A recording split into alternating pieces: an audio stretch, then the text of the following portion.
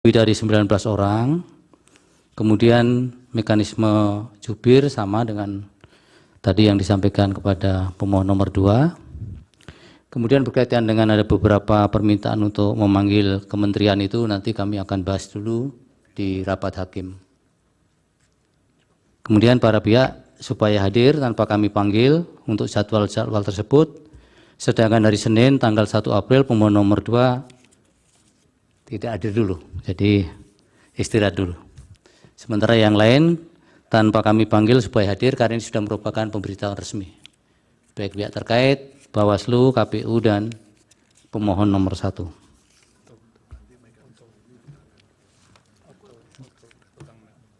Yang mulia, Pak Oto, ya. Semuanya nanti akan diserahkan kepada keputusan yang mulia, tapi sehubungan dengan permohonan daripada 01 untuk memanggil dari pihak menteri dan sebagainya, kami hanya mohon dipertimbangkan saja bahwa mengingat ini bukan pengajuan perkara ini bukan perkara pengajuan norma, tapi ini adalah satu sengketa di mana menurut kami adalah berlaku asas actori incumbit probatio, bahwa barang siapa yang membuktikan haknya maka dia harus beberapa buktian ada pada penggugat, maka pemohon, maka mungkin sebaiknya itu tidak diperlukan.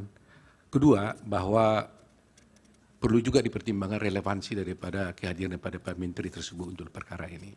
Itu saja yang kami sampaikan. Baik, itu bagian dari yang nanti kami akan pertimbangkan.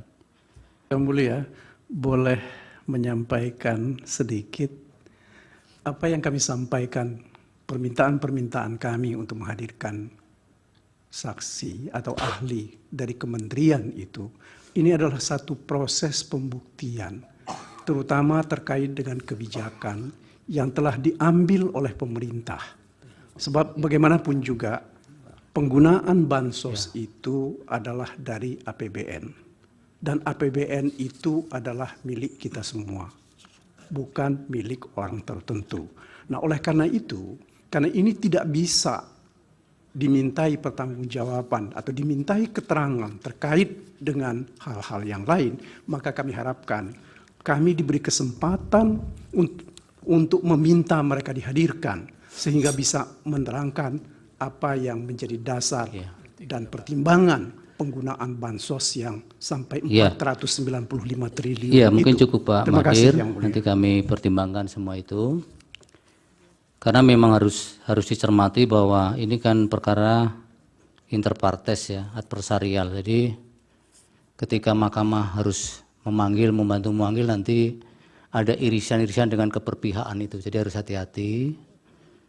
Kecuali memang mahkamah yang memerlukan dan kemudian ingin mendengar. Tapi bukan saksi atau ahli. Kalau saksi atau ahli nanti mahkamah yang harus hati-hati soal esensi keperpihakan itu. Tapi mahkamah bisa memanggil sepanjang diperlukan oleh mahkamah. Bisa jadi yang diusulkan tadi memang diperlukan juga. Itu sangat tergantung juga dari pembahasan kami di rapat Mustat Hakim. Sehingga nanti kalau dihadirkan juga mahkamah yang memerlukan, sehingga para pihak tidak boleh mengajukan pertanyaan-pertanyaan. Yang membutuhkan adalah mahkamah. Yang mengajukan pertanyaan pun mahkamah.